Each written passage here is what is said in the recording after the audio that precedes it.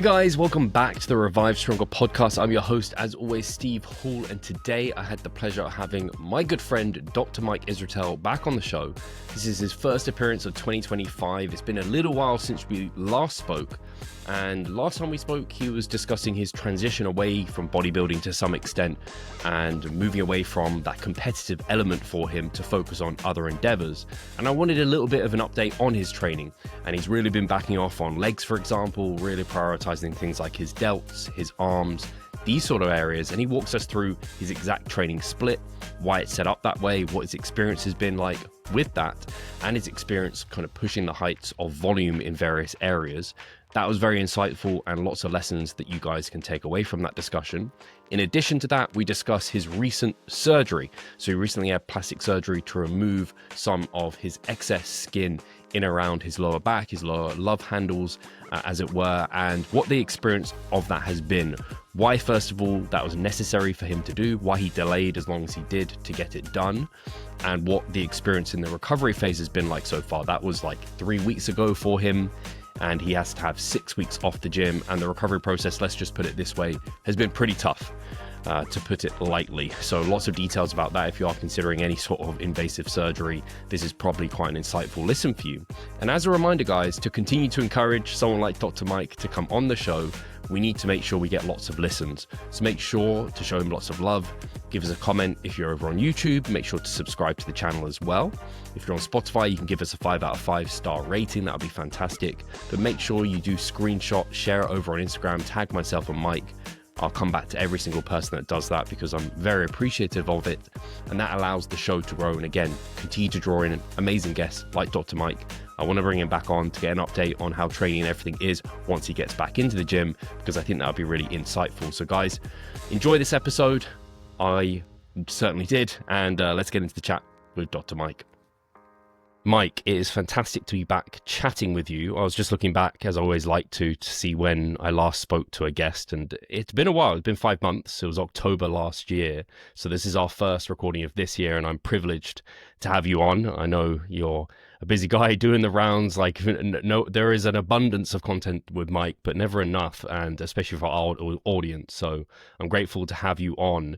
And I don't know if you've disclosed it anywhere or if there is somewhere you're sharing, apart from obviously over on Instagram, you share your training. But I'd love just to hear where your training currently is, because I know last we spoke, you're just kind of going through a bit of a transition. I know there was kind of your comp prep, which you then pulled out of because there was just too many opportunities. And so you kind of put bodybuilding a bit more on the back burner. So I'd love to just hear an update on you, how training and things are going, because I know that's still a major part of your life despite everything else you have going on.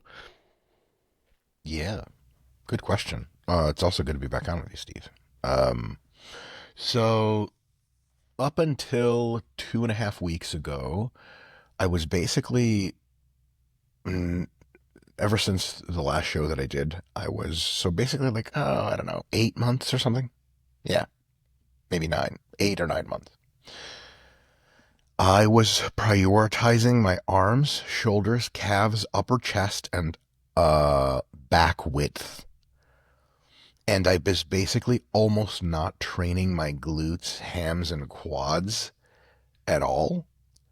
Hardly at all. I'll describe in a bit what that looked like. And I was doing almost no rowing for back thickness. So I've, had dropped down to somewhere in the TRT range. Anywhere between TRT and I once went up to 500 mgs of test. So 125 mgs, which is very TRT, 250 and 500 was kind of where I sort of went between in these last 9 months. And my MRV was obviously much lower. And I'm 40, so there's there's an age thing there. So can't do shit I used to do when I was in my late 20s type of volume restrictions. And what I ended up doing was constructing a program that really prioritized my side delts, biceps, triceps, forearms, calves. I trained all that normally and with very decent volume. As a matter of fact, a lot of those muscles I trained, I was on a sort of rotating split of 6 days per microcycle, but it was a floating split, asynchronous. So it was like do 3 days, take a day or two off, do 3 days, take a day or two off. Sometimes if I'm healing well, take no days off and then just do 6 days straight, that sort of thing. And for every one of those 6-day cycles, I was training biceps 4 times, shoulders 4 times, and forearms, I was training 4 times for a while.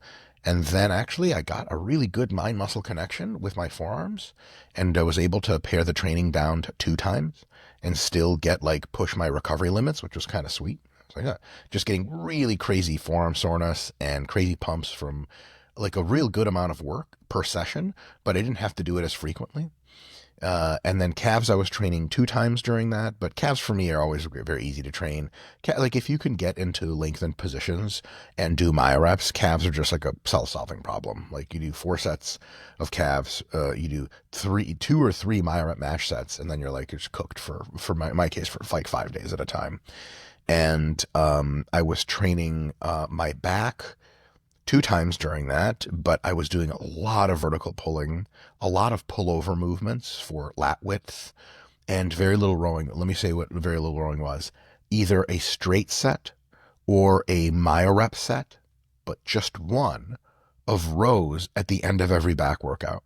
So a back workout would look like 2 to 4 sets of pull-ups, for example, 2 to 4 sets of assisted pull-ups with length and partials at the end of half of the sets or even all of them.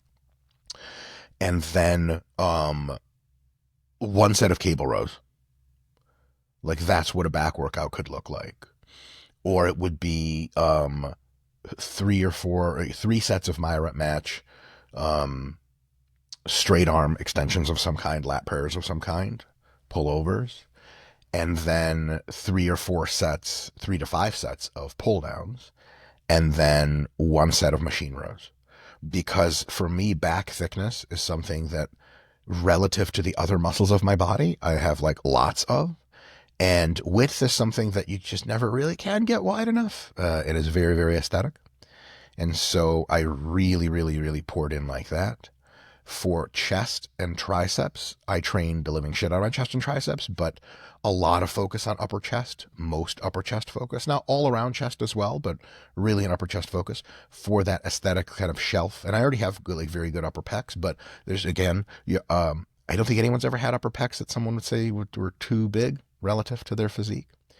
Biceps, I trained with a lot of the new movements that I've been experimenting with, lying curls, decline curls, free motion machine behind the back curls. And I'm getting to a place where biceps for me used to be like, they need a lot of volume and frequency because they couldn't take a lot of damage. They couldn't put into length and position. I was doing conventional training. Now, training my biceps is one of those things where I train them very hard very hard twice during a 6-week, good God, very hard twice during a 6-day period, and a little bit significantly less hard, maybe half as hard, another 2 times. So I would say like the total of 3 hard sessions, if you break it up like that, does not include back work. So my biceps get plenty of work, and they've been growing really great. My biceps are actually stronger than they've ever been, which is really cool and visibly like just different. And then triceps, I've got tricep training all figured out for a long time, so that's been really good. My triceps are always getting soreness up until the point where I train them again. Poundages have been increasing, so that's been really good. And then that basically is trying to make shoulders. Let me get more specific about shoulders. So shoulders for me are an interesting one because I just don't like training shoulders. I don't like doing it. With back training, you get this cool feel of this expansion as your lats get pulled out and stretched, as your scapulae protract on the row. You get this really good crunch feeling at the top. Like, for lack of a better term, ASMR wise, the feel of training back, I love. Training chest, there's this big stretch at the bottom. There's this obvious click at the finish at the top. And it's just like every rep is almost like harmonious. There's like a distinct start and a distinct end.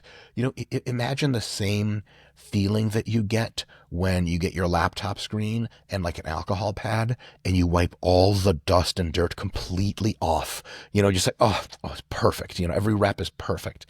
And then with shoulders, fuck it starts at some arbitrary point here, it ends at some arbitrary point here. There's never like, oh, there's a for sure this rep clicked in.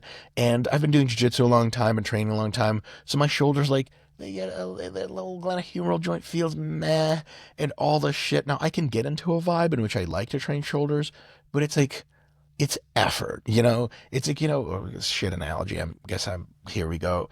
You know, when people say not my proudest wank, like, you know, like you're wanking and it's not the most attractive content, but you're like, I just got to get this out. That's shoulders to me. Like, it just got to happen. And I got to squint and pretend and then it's fine. But I also have a thing with shoulders where my MRV for shoulders is very high and my volume response is very good. Hopefully I'm not sharing anything that's too private, but we actually just had Eric Helms here to do some interviews and some training videos here in Michigan at our studio and our gym. And Eric has been experimenting with higher volumes of training. I'm not going to say how much because he's going to come out and say it. But he's like, we were in the car driving back from having some food. And he was like, yeah, man, like, that's the more volume I do for a bunch of my muscle groups, the more they grow. And I hate that. I have to keep doing more volume. But here I am. That's me for shoulders. Like, just that's what happens. So for shoulders, I train my shoulders 4 times during a 6-day period. Hard. Okay, so basically 4 times a week. And hard means that I'm almost always, and I mean almost always, literally doing myo-rep match sets for shoulders. So what that looks like is typically a 3, 4, 5 progression, which means at the beginning of a mesocycle, I will take, let's say the exercise is a seated dumbbell lateral raise. I'll take, warm up, my first working set. Let's say I'll get 18 reps with like whatever dumbbells, put the weight down. The next set after full rest is 18 reps, no matter how many myo-rep breaks I have to take. The next set after that, set number 3, is another 18 reps. That's mesocycle 1.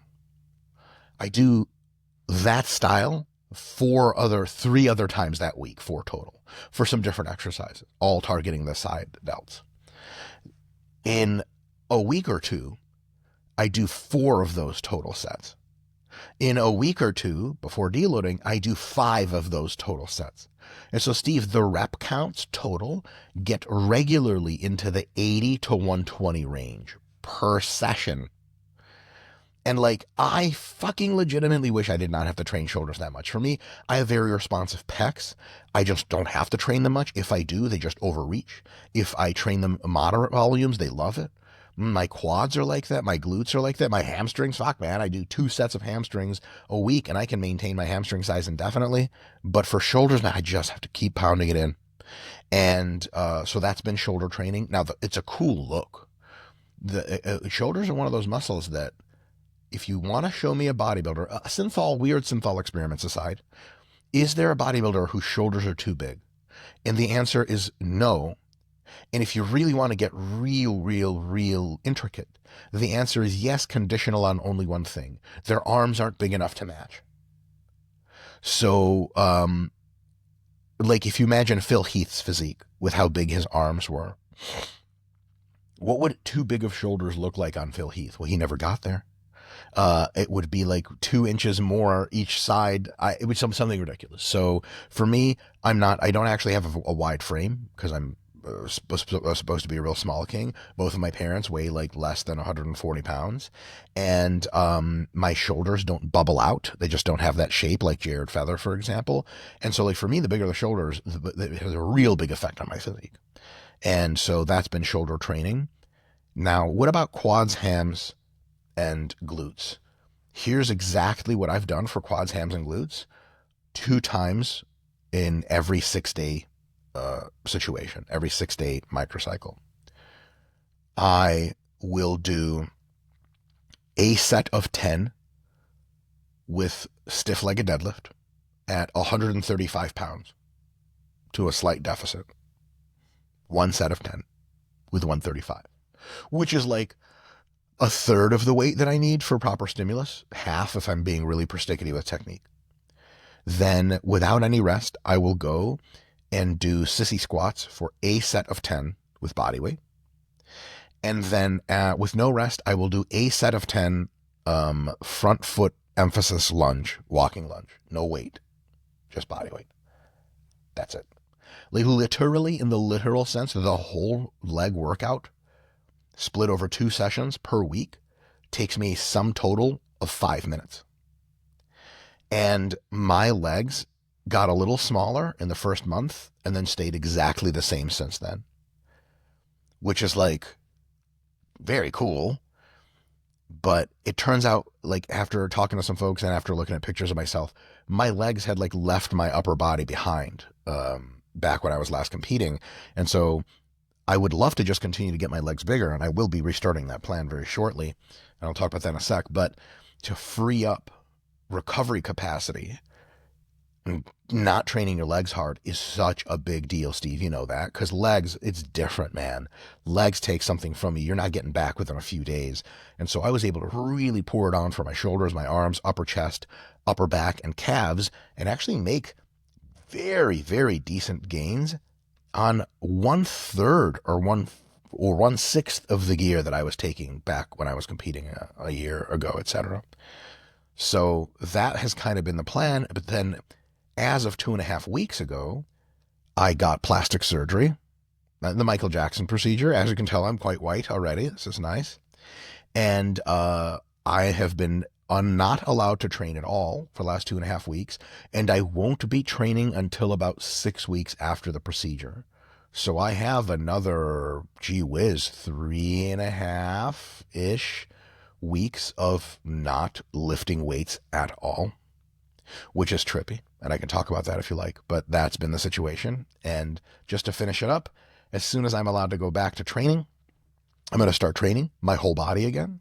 I've been itching to train legs, and I'm going to basically rebuild. It's probably going to take just a few months to get back to where I used to be. And then I'm going to cycle up and down with very low doses of gear and nothing more than 500. And I am going to make some gains kind of all over, but mostly again in those same muscle groups, rebuild my legs. And the plan tentatively is to start competing in mid-2026 and do bodybuilding competition again. So very cool. So many thoughts come to mind. I have had Eric on, first of all, to talk about his training recently and kind of the experiments he's been doing. He also shares a lot of his training, and like he has all of his sets on his Instagram stories, so people can see how high volumes he's going. He's going like up to 30 for multiple muscle groups. So he's really pushing the bounds there. And I don't know of anyone who has like objectively said they have low MRV for their side delts. I just, it's so rare to come across someone like that. It's like hamstrings, apart from it's the opposite, where most people don't need much for their hamstrings. The side delt's one of those that just can continue to take a beating. And yeah, I've never really thought about not connecting with the side delts in that way. But I do agree. The one muscle group that comes to mind for me is abs. Just for me, it's one of those clunky things where it's hard to find a good movement and exercise for it, where the hip flexors don't come in, or if grip doesn't like get involved or in some way and just is off-putting. So I find abs frustrating. Like some people get cramp in their abs, and I'm like, I've never been close to that. Like I wish, right? Yeah, exactly. So yeah, very cool. The thing I actually wanted to ask was, you mentioned hard and then like easier training, and I think your hard, you basically very clear, very close to failure, good hit of volume. I'm guessing, I don't want to guess, what does like easier, lighter sessions look like in a microcycle for you? Yeah, so I don't want to call them lighter, and they're only easier by way of volume. They're just lower volume is what I should have said. So for example, during most of these splits, I would train the living shit out of my biceps on like bicep, shoulder, forearm, and leg day, which is calves plus 3 minutes of the other stuff. And then after, was it chest or back, depending on the split I was running, either after push or pull, which is one of the other 2 days, at the end of that, I would go and do like 1 myorep set, like 2 or 3 myorep breaks total. So like a set of 18, a set of 7, a set of 6, and maybe a set of 5 or something like that. So the whole thing takes like a minute and a half of like machine bicep curls. That's it.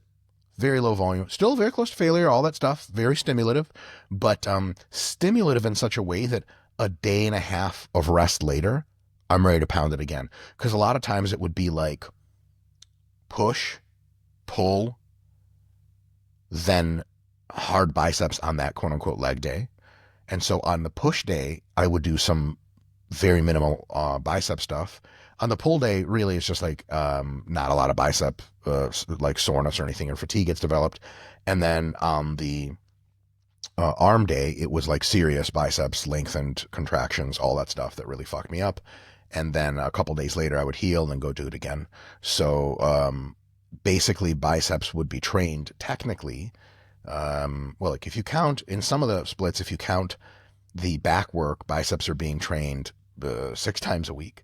But really, like, there's a difference between stimulus and using the muscle. You know, like you walk with your calves, but it's not called calf training and stuff. Technically, your calves have a role to play with leg presses and hack squats and barbell squats, but it's not the same. So for me, like with my back stuff, most of my back movements are also, I don't do a lot of supinated moves. I do a lot of pronated and neutral. And so my biceps just like, I can't legitimately tell you my biceps get either fatigued or sore or in any way pumped to a major extent when I train back. So, yeah, that's how that was. The other quick thought I had on back, you mentioned a lot of lat prayer type of movements. Do you ever use a dumbbell? And my experience with a dumbbell, I went to train with Milo Wolf and Dr. Pack at their little facility. And Milo obviously is a big fan of pullovers. He tried to get me to do a dumbbell pullover, and I was like, I actually just can't. And from memory, when I've tried, I just sack it off every time because my shoulders just get so upset trying to get into that position. I can do a cable, which I've seen you regularly do, but I don't think I've seen you do a dumbbell pullover. Is that something you can do or choose not to do? I can't do it. I'm in your camp. For me, my traps, upper back, and shoulders are so big relative to my frame that I just get kind of like boxed out of them. Another thing you'll see is almost no large bodybuilders do dumbbell pullovers. If you are smaller relative to your frame and your shoulders are good to do them, they are an absolutely goated exercise. Phenomenal. Force curve is great. They're incredibly safe because you can always just bail or just pull your arms in. The whole thing is a lengthened partial. I mean, it's just an unbelievably great exercise. Very low systemic fatigue, perfect force curve. I mean, just everything you want out of an exercise. I really wish I could do them, but just like you, like I get to about here and my shoulders are like, go fuck yourself. And I'm like, okay, that's not going to work. Also for me, my upper body is so big and my legs, especially my calves and stuff, are so small relative to that, that with a dumbbell, I'll just flip right over the bench. So I got to like really like walk my weight out in front of the bench. And then I'm like, my butt's not even on the bench anymore. It's like off the bench and only my shoulders on the bench. The whole thing ends up being just really, really awkward. I could like hypothetically use an easy bar, but then for me, it's like, because I train at my own gym, I have that free motion setup where I sit in a seat vertically and I do pullovers. That is just so awesome. That plus the regular lat prayers that you would just do in a regular cable stack for me is really awesome. I did get a machine for pullovers, but I'm donating it to someone because it's just not good. It's just, you know, man, like you get a machine and you hope it's going to be good and then it's not good and you're like, fucking A. So I've used multiple pullover machines and I've, again, never got on with them. I'm not, because I'm too big for my size, quite clearly, that's not my problem. I must have some like weird shoulder thing going on, which I think is relatively common. Very common. The great thing with your free motion machine and then having the bench up is you can kind of mimic that force curve. Like you can make the cables come out at an angle where it is hardest set in that lengthened position. So that's exactly really how cool. I do it. Yeah. And I do something similar with my side delt training I have like one easier session where it's actually, I just did it today, where I just do one giant set of lateral raises at the end of the session with dumbbells. So I'm like, it's not lengthened bias. It's just getting me a big pump, getting good blood flow. I can get the stimulus, but it's not going to have a knock-on effect to like the following days. So those things are nice little smart ways of going about your programming versus you can't just do the most like stimulative but also quite fatiguing movement all the time. You have to be a bit smart with these things, and volume management is a great way to do it. Like you are, which is for me, I just don't have enough days to heal. I would love to do all stimulative movements, but like if I do a stimulative movement on Monday and then I have to do it again on Wednesday, but I'm not healed from the Monday movement, that's fucking dumb because then Wednesday's like not as stimulative and possibly injury risky. But if on Monday I do a less stimulative movement for my reps, then it's just enough stimulus that it really hits me up, and then I'm perfectly recovered on Wednesday. So it's just like fitting. It's like puzzle pieces. A lot of training and frequency and volume management is fitting puzzle pieces together. Another way to think about it is like it's 3 p.m. and you have a really awesome dinner at a really awesome restaurant with awesome food, reservation for 5 p.m. But you're very hungry at 3 p.m. What do? Well, if you eat like a full meal, which is the analogy of like a really, really big workout, you're just going to get to 5 p.m. and you're like, fuck, God damn it, I don't even want to eat this shit. What a waste. But if you have a snack, then by the time you get to 5 p.m., you're like really ready to go. You're really hungry, but you weren't miserable for 2 hours. So it's one of those things with frequency management, volume management, basically like stimulus timing management. Technically, what is it? SRA, stimulus recovery adaptation. You just have to line up the SRA curves so that you're either recovering or stimulating and not much in between. And then you're doing as much of a perfect job as you can of stimulating the muscles and having them grow. Yeah. Yeah, really well said. And I can only imagine the fatigue reduction or the, I guess, recovery reserves that opens up when you have legs trained for like 5 minutes, because legs for me have always been somewhere I have to prioritize big time, especially quads. And so my leg sessions like take 2 hours, two a week. They just about recover on time. And I want to be able to do more and I want to recover faster. And I have done 3 times per week before, but it starts to become unsustainable at some points. Like I'm like, I have to kind of, actually, to your point of SRA, sometimes I feel like I'm holding back because I'm like, I have to train legs again. And like, probably not ideal. Let's just go back to 2 times per week. The thing with leg training is on paper, you can 100% train legs 4 times a week, 5 or 6 times a week. But for me, there are a few real world logistical concerns that end up making that unrealistic. We also know already now that frequency is a very flexible variable. The difference between training twice a week and 4 times a week is almost statistically non-existent, especially if you account for total volume, and then it might be not like a thing at all. And so total volume accounting is very easy. Like it's just, you just do as many sets as you need to get the volume. And what ends up happening is for legs, in my case, it's like, okay, I'm going to train legs 4 times a week. Day 1, I'm going to do leg press for my quad movement. Just one movement, right? Because I train 4 times a week. Just quads as an example. I want a stimulative workout. I'm going to warm up. That's a few sets. I'm going to do 2 sets because otherwise I won't heal on time for the next workout if I do 3. After my second set of leg press, I've already invested a lot of time into the warm-up. I'm already feeling fan-fucking-tastic. And like your joints on set 3 of an exercise, they're just like, dude, pound us in. This is great. No more creakiness, no more weirdness. You're pumped. You can just keep going. The psychology is there too. You're locked in. You got your headphones in, metal music, etc. And all of a sudden it's like, what the fuck? Like if I just did 2 more sets or 3 more sets, I'm already here. It's so easy that I wouldn't have to train legs for another 2 or 3 days, and I can train them twice a week, get the same results.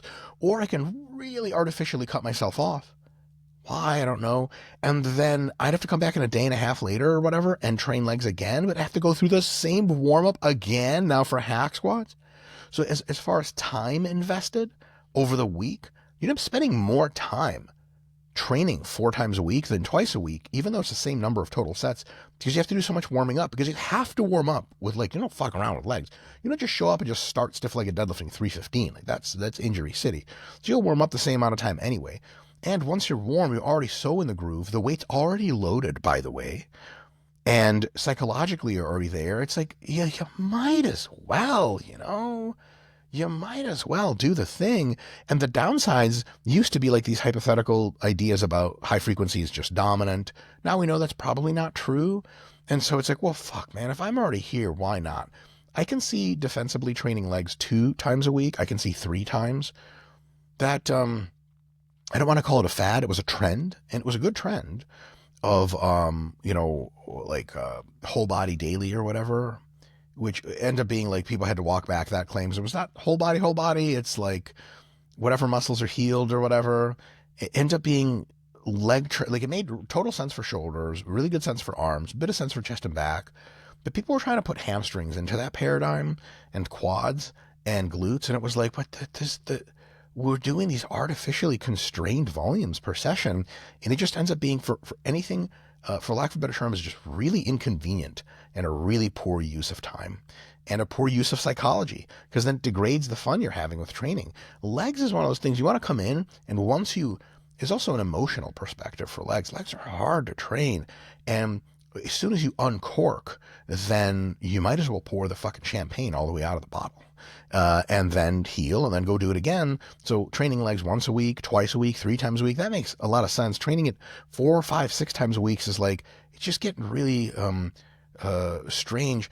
I remember, I forget who it was, one of our esteemed colleagues in the evidence-based community said something that I really, again, to their point, to them, this is very likely to be like the truth, and that's how I experience it. And some people will agree with them. I'm just kind of sharing my personal opinion, wondering what yours is, Steve. They said, ever since I started training legs like 5 times a week or whatever, it's much easier because I don't have to do these marathon leg workouts and, 15 sets of legs in one session. And I remember having the exact, as soon as I heard that, it was the exact opposite opinion. I was like, I don't want to have to train legs 5 times a week. That's crazy. When I'm training legs, I'm going to fucking bite the bullet and train that shit. And I don't want to see it for another 5 days, because once I get in the groove, once you do your first 1 or 2 heavy sets of squats or leg press, you're like, I'm in, baby. I'm in. I'm ready for this shit. Now, the bar feels good on the back. It's also like, if you do some hack squatting after stiff-legged deadlifts heavy, even the warm-up sets for hack squats on your spine, it just feels so easy because your spine's already been pre-compressed. It's already, the Golgi tendon organs and all those tendons are already fired up, and you're like, this feels great. Whereas if you have to like do stiff-legged deadlifts one day and then hack squats the next, you're like, oh, these warm-ups suck twice as hard because I have to just like keep waking up my body to do the thing again. What do you think, Steve? Which way are you going on that one? Yeah, I totally, when you say it in terms of, I don't have these marathon leg sessions, like part of me that it appeals because, yeah, I know leg sessions are freaking tough, but part of what I love about legs is that they do have that just day of it's just legs. I often do just legs because I need that focus. I don't want to have any upper body getting in there to take me away from them. And I kind of have to prepare myself mentally for that. Yeah. So I think I just wouldn't push my legs as hard as I should or could if I was to split them up through the week. So I'm with you in terms of, not wanting to. That's where I got to as well. Training 3 times a week, I was just like, man, legs again? Like, I just trained them the other day. Yeah. I have to go through that again. And it makes complete sense with the warm-ups too, because that's completely right. Like, I do, at the moment, I'm doing a very, like, almost a toe press, leg press, to be very quad specific. And then I go into hack squats, and hack squats, like, they're just I don't barely have to warm up for them. It's just like they feel great immediately. So you get all those benefits as well. So I'm definitely with you on that. Yeah, that's the thing. I definitely want to talk about your surgery, and as open as you can be about it. The listeners here, especially the long-term listeners, which I think will be most people who are listening, to be honest, will have known your kind of struggles with that to some extent, in terms of they know when you're a natural, you got to some. Actually, I can't even believe you got as heavy and as big as you did, Mike. It's impressive in its own right. I know you probably regret it, to be honest, now. And then that's had implications for your bodybuilding career throughout, because it's led to this excess kind of skin, and it's impacted your ability to peak your physique properly and everything like that. So, yeah, I'd love to hear, I guess, a bit of backstory of why you ended up getting the surgery. I guess why you left it as long as maybe this as well, and how that process has been for you, because, and then I'd love to hear about the psychology post as well, that's what puts me off. Just as a complete tangent, the listeners some of them might be aware, I shaved my head, don't know if you know, Mike. I also took it all off, so I was receding, and I was like considering hair transplants and things like this. It's just not worth the hassle. I don't want to take the time off the gym. So that was one of the, like, and that's a short time, whereas you've had an extended time off. So anyway, I've rambled enough. Just give us the lowdown. Yeah. So basically, I got really heavy back in my natty days. I got up to, at 5'6", I got up to 270 pounds. Like basically, what is that? Like 123 kilos or something. And however many stone that is. I love it when like Scottish people comment on like how much they weigh, and they're like blah blah stone and pounds. I'm like, what the fuck? I had to get the calculator going. And I got really, so genetically, I deposit a lot of fat in my lower back and love handles. And like everyone thinks it's a lot for them, but mine's like a lot, like a hugely disproportionate amount. And so that, and I, so it's not just that I went up to 270 once. I went up to 220 and my love handles grew. I went up to 230, 240, 250, 260, and then 270. And every time they got bigger, obviously. And at that time, I didn't really care about how I looked. I just wanted to get big and strong. And so I was good with it. And then later I got into bodybuilding, and I was like, oh, fuck. Because what ends up happening is skin doesn't resorb much, especially when you're an adult. And loose skin just looks very loose when you get very lean. And the fat cells, when you get big enough, they multiply, but then they don't die off when you get leaner again. So when you get fat, the cells multiply. When you get lean again, the cells stay, and they shrink really small. That leads to two things that occurs.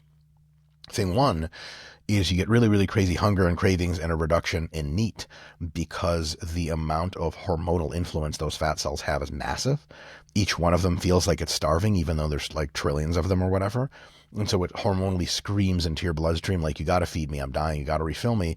Whereas if you have a very small number of fat cells and they're all like smaller, but not that small, they're kind of like, we're okay, you're fine. You could be at 6% fat. If you don't have a lot of fat cells, your body's like, I feel fine here. So it ends up making dieting very difficult. Diet fatigue ramps up much faster. And your body finds itself in a much higher stress situation when it's lean for a long time. The other thing is because of the loose skin and the fat cells that you have a propensity to store a lot of body water. And a lot of people who've been fat before have this big problem. And so any amount of stress hormone release results in storage of body water going up significantly. And in addition to that, hypocaloric phases of several days on end are a stress hormone releaser. And because your fat is being burned off, there's a dual effect there of storing water in your fat cells. And, you've heard like the whoosh effect before, where you like increase your carbs for a day or two and you get real tight. Well, for me, my entire dieting career, which was post me being fat, the more I pressed into the diet, the bigger my love handles would fill with water, which is a dog shit look. And so for me, like for most people, they describe this feeling where as they get leaner, they look better and better, and it really motivates them to continue. For me, I generally have the opposite, where the leaner I get, the more rebound water I get in my love handles, and the more it's like really bittersweet because the rest of my body's starting to look really cool. My love handles look worse relative to it. I'm like, oh my fucking God. The other thing is peaking for shows. Like, show day is stressful. The conditions are usually really highly suboptimal. You have to stand around a while. So my love handles just start filling with water.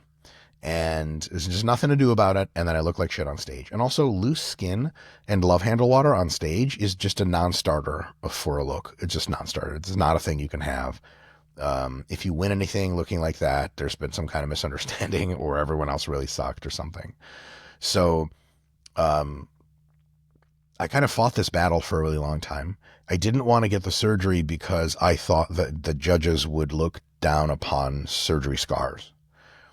Talked to Jared more recently, and he was like, and a few other folks that had had the surgery, and because Jared had a lot of clients who'd had it, and everyone was like, dude, nobody cares. And I was like, really? Like, no, they just don't give a fuck, dude. They don't care. And I was like, holy fuck. And so it was always my intention for the last few years that whenever I took my next break from competing for whatever XYZ year or so, I would get the surgery. And so basically after I finished competing this last time, I was like, great, it's time to get the surgery. Did a couple of consults. Some of it didn't go so well. And then finally got a consult in which I felt I was understood. Because a lot of plastic surgeons have their own aesthetic vision for what you should look like. Which is good because it's their job. Like most people come to them and go, make me look better. I don't like this. And they go, okay, here's where we're going to contour it. So I'd finally found a plastic surgeon who was like, okay, yeah, this is what you want, huh? And I'm like, yes. And I want you to do the surgery like this. I want you to make these incisions at these places. And he's like, typically don't do that. There's a bit of a higher risk of XYZ. And I was like, I want to take that right to the fucking chin. I'm ready for it. This has to happen this way because I have so much loose skin and so much fat tissue. And it's not just fat tissue just under the skin. There's fat tissue deep, way under the skin, right over my muscles, in my kind of love handle area and my lower back.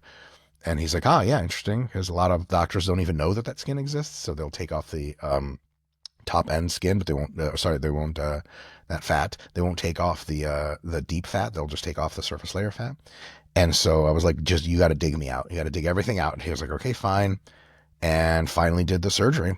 And I've had surgery a few times before. And the immediately waking up after the surgery was awful, way worse than anything I've experienced. And the entire recovery I'm 2.5 weeks in so far has been very steady, but very, very unpleasant, highly unpleasant. So they have the JP drains. They've had those in. I just got those out a few days ago, which is a complete revelation. It was like amazing to get those taken out. It's basically these tubes with little pouches at the end that pull out the excess fluid that accumulates so you don't get super bloated and interfere with recovery. And so I have to like watch my own serous fluid and blood fill up these bulbs and twice a day like dump them out. It's fucking disgusting. And like if you move wrong, the drainage tube pulls on your back and you're like, holy shit. The apertures that they cut open to put the tubes in never completely sealed up around the tubes. So I've been wearing adult diapers every day, more or less. Most days, no one told us that we were supposed to be wearing them, so I would just like bleed into bed. I'm sure you've seen some of those Instagram pictures of the hotel room I screwed up. There's just blood everywhere. And so I've just been bleeding into and putting serous fluid into my lower back region for 2.5 weeks at this point. And the pain is nonstop. Now it's transitioned to less pain, but more itchiness. Like right now I'm very itchy and I'm not allowed to scratch it for obvious reasons. And so I've just been in a state of kind of existential dread for 2.5 weeks. Way, way harder than dieting. I mean, it's not even close.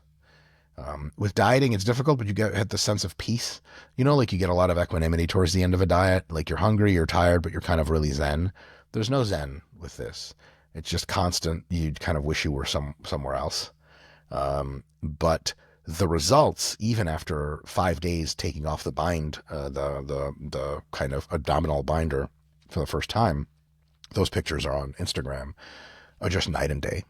And the results are going to get better and better and better because over time, the inflammation comes down. And from everyone I've talked to, and I've talked to a few bodybuilders who've had similar surgeries, it takes about a year for the inflammation to come down all the way. Wow.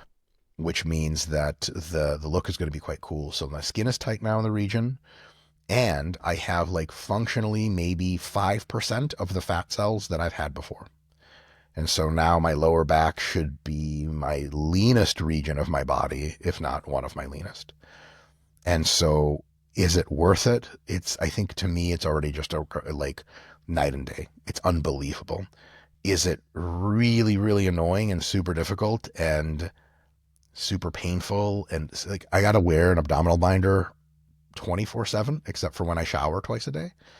And it's just really annoying. I got to sleep with the abdominal binder on.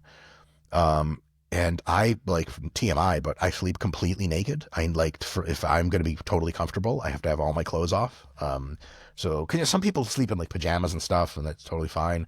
I hate when there's cloth on my body when I sleep. And so, it's just been like, I'm getting good sleep now, but it takes quite a bit of drugs to get me good sleep. A lot of antihistamines, which I also have to take for the itching, so that's good. But then I spend most of my days kind of like a half awake zombie. Luckily, this is really sweet. So they prescribe you painkillers. Typically Tylenol works really well, so it's good. I've been in a lot of that. And also they prescribe me Percocet, which is an opiate. Opiates are dope. I fuck with them hard. I think that it feels great to be on them, but you're not really so functional, and there's like addiction risk, and they're really bad for you. And I just don't ever fuck around with that stuff. So I take as few of them as I can. So I've only taken. They gave me a whole bunch of them, and I only took like a couple pills here and there at night when I was just like, I'm gonna claw my eyes out. I can't take this shit anymore. And I was like, dude, I need a pain medicine that is going to be effective, not just Tylenol. And I'm not taking opiates 24/7. I'm not going to do that shit. And it turns out that in just this past January 2025, they finally approved a drug called Journavx. And it is as powerful as most of the opiates. So it was tested head to head against Vicodin, which is one of the more powerful ones. The same analgesic drive, the same pain reduction, according to self-report of the randomized control trial, multiple randomized control trials, is FDA approved. And it does not interact with the central nervous system at all. It doesn't interact with your brain. It actually it deals with pain exclusively at the peripheral nervous system, like the actual nociceptive nerves themselves. And so I asked the doctor about it beforehand, and he was like, yeah, I'm not sure. And I'm like, yeah, right, word up. And then after the surgery, I was like, is there any problem if I get a script for this? He's like, nah, you can take that stuff. Fine. And so I got a script for Journavx, started taking it, and I was like, oh my fucking God, it's revolutionary. And so one thing I realized was, this is the first kind of drug in its class. And I think within the next several years, the opioid epidemic is going to just get crushed out like crazy. It's my estimate that it will just reduce by a huge factor, because there'll be no more need to prescribe opiates to people. Because why, if you can have a drug that just reduces pain and does nothing else? And it has zero addiction potential, because for the most part, you can't tell you're on it. You just don't hurt as much. It doesn't make you feel loopy. There's no psychoactive effect. Like if you gave it to someone or you didn't, and they didn't have any pain, they would not be able to tell if they're on it or not. And so that has been like really awesome to be like, oh, thank God I got my surgery now. If I had got my surgery in December, it would have been, like, fuck who knows what I would have done about it. So that's been the recovery process so far. Right now, I just got my drains out a couple days ago. I'm still bleeding out everywhere, but less and less every day. And so, and the smell of your own serous fluid is highly, highly disconcerting. Like bad, wrong in every possible way. Like I would much rather smell any other smell than this at this point. Yeah, but the sutures are all completely healed together. I had an incision 270 degrees around my back to the front, and I have 2 incisions on my love handles in the back vertically, like 4 inches. The vertical 4-inch incisions, all the tape has already come off. They're completely closed. The scar is completely healed. And then all the way around the back, there's tons of tape on there still, but there's the shit is completely closed off. Amazing. And so that's really good. And now the thing that hurts the most is they basically took like an 8-inch margin of skin, cut out a bunch of skin and pulled the skin down and in, so that the skin like was pulled off of the muscle, and then the fat cleared out and then pulled back on. And then so there's an unreal amount of like inflammation and craziness there. So there's itchiness and pain all around, like from here all the way to the back, and like an 8-inch belt around. And so that's the thing that's the most annoying. Also, at least for the first 2 weeks, you're not allowed to bend forward hardly at all, because you'll what's called cheese wire the stitches apart. It'll just pull apart, and you don't want any of that. And so I've had to, like, if I have to reach down to get something, I literally do a sissy squat, totally vertical, quads completely out, knees out, pick it up, and then like head up the entire time. It's like a fucking clown show. Now I get a little bit more mobility. I feel much better. So basically, like the first. Yeah, it's funny. The doctor did not tell us this until we called him in the middle of the night twice. But he's like, what he says, like the first 5 days are like what people call like the dark tunnel. Like day is night, night is day. People regret having the procedure, pain, itchiness, existential angst. He's like, after that, it gets better. And he was right. It does. But I really wish somebody told me that the first 5 days were really, really, really hard, so I could have like prepared for it. It was a trip, man. So now it's hopefully all, I'm going to finish antibiotics in a few days. Once the JP drain holes close completely, there's no need to be on antibiotics anymore. And then in a few weeks, my wife goes and gets an even more extensive procedure for herself. So I Wow. lots of lessons learned so that I can take care of her better. So that's the deal. Mike, thank you so much for sharing that. My thoughts as you were talking through it was like, is there anything that could have prepared you for this, or what were your expectations for the recovery period? And it almost sounds like they purposely withheld information. I don't know. No, yeah, Like, no, it's not purposefully. I guess doctors can't do that, can they? They have to be kind of fully upfront because they don't want people to go through it. They don't. I was thinking, hey, maybe they don't tell you because they don't want to put you off going through with it because they know that you want to do it. I don't know. I wonder. I say this, it's really routine to the doctors. And so they just like think they kind of just like, it's, whatever, you'll be fine. And they're right, you will be. You're just going to suffer a lot. And you can read up online to see how bad it is. I had a great consult with Paul Barnett, who's a Masters Pro bodybuilder, and he had a tummy tuck, like the front version of what I had instead of the back. And I was like, how was it? And he's like, yeah, I had some complications with mine because, I got back to lifting too soon. And he's like, don't do that. I was like, okay. And he was like, I gotta say, it's way more painful than I thought it was going to be. And so him saying that was a huge help to me because I was like, okay. Because I had had umbilical hernia repair and I had had gynecomastia removal surgery before. Because the total amount of tissue disruption is like 2 orders of magnitude lower. And so those are just breezes of surgeries. Breeze. I remember like my gynecomastia surgery, I had to like wear a binder and sleep sitting up for like 3 days and it was miserable. Then after like 4 days, they took the drains out and then everything else after was like, it's like it never happened.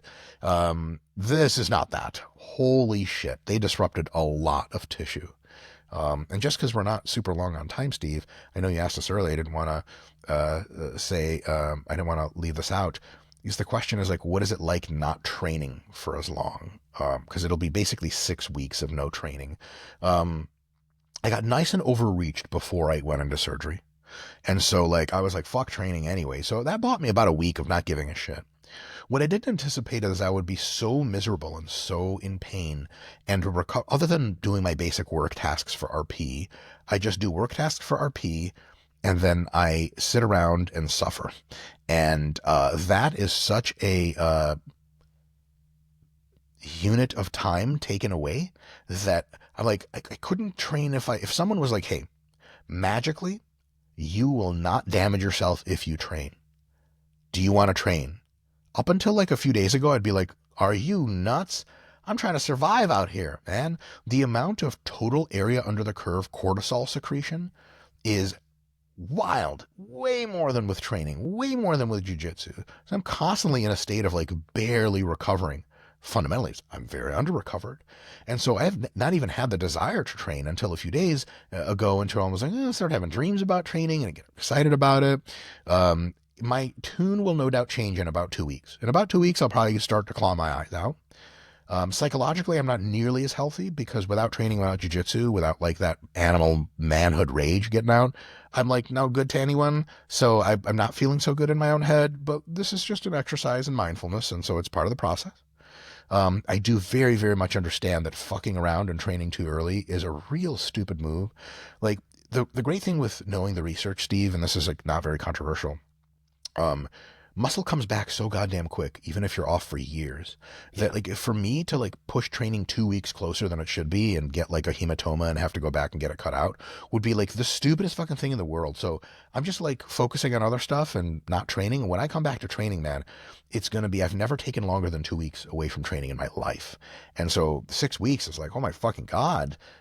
It's going to be a rebirth. I can already feel how impassioned I am about training and it's going to be wonderful. So that's kind of how I feel about it. The other thing I have to mention, I don't forget this, you know that feeling after like a myo-rep set of hack squats, immediately after, like 5 or 10 seconds after you rack, where your whole body's like recoiling and you feel a generalized discomfort. Like your brain is like, something's wrong. It's not the acute pain itself. It's not the fact that you can't breathe, though those contribute to the overall feeling of like, ugh, like I don't want to be here. Like, and then a couple seconds, a couple minutes later, you get the euphoria and you're like, oh, this feels so good. But there's that idea, other folks listening, the tail end of a long run where you kind of try to sprint through the finish, your whole body's like, don't do this. Just go anywhere else but this. It's just this, in the Buddhist sense, suffering. You are attached to the idea that you should be feeling different. You do not want to be in your body. Steve, I woke up from surgery and I had that feeling for 5 days straight. Oh But my like God, yeah. 1.5 times worse than any post hack squat, post squat set ever. But Steve, every second is like that. I was like, what the fuck is wrong with me? But then I realized the amount of physical damage my body took from the surgery is way higher than all of the DOMs put together in all of your muscles at the same time. Yeah. It is no contest. And so to me, it's like, why am I feeling this? I was like, oh, I guess that's a thing. So the amount of existential angst after surgery was massive because I woke up and I was like, oh my God, I do not want to exist. Why the fuck am I around? I just want to leave and somehow get comfort and solace. And it was just nowhere to be found. So surgery's not easy. Little legit mad respect to like the Kardashians and shit. They get all these surgeries. How the fuck they get through this? As soon as I'm recovering Lots from of this, if opioids. someone's like, "When's your next surgery?" I'll be like, "I don't know, maybe never, maybe in 5 years or something." To like make my waist tightened up because I have like a big balloon waist or whatever. All the muscles are stretched out. It's just like shit genetics. Like I was thinking like, oh man, maybe in 2 years I'll get that surgery. Now like, fuck this, man. Fuck this, man. Hell no, hell no. This is shit way harder than dieting, way harder than training. It's not even close. Some people just are built for it or whatever. I don't know. Or maybe they just take like 5 Vicodins an hour. Who knows? I was just saying, or maybe they really dive into the opioids and go hard, and they're probably not as aware as the downsides. The only thing I can very quickly only slightly relate to with you on this is getting extensive tattoo work done and then going back the next day to tattoo on top of already being tattooed. And I imagine it's 10 times that, and that was already very uncomfortable, where I'm like, I don't want to be in my body, I don't want to do this, but I have to just grit through it. And that made it worse because you cause stress to be higher way when you're worse. like gritting your teeth. So, yes, Mike, yeah, thank you so much for your time. I'll reach out to you again to chat for another podcast. And, get me on in a few months when I have started training again and really gotten some muscle back. I'll feel very different. I can talk about what the comeback journey looks like. Yes. Yeah, I wish you all the best with that. I hope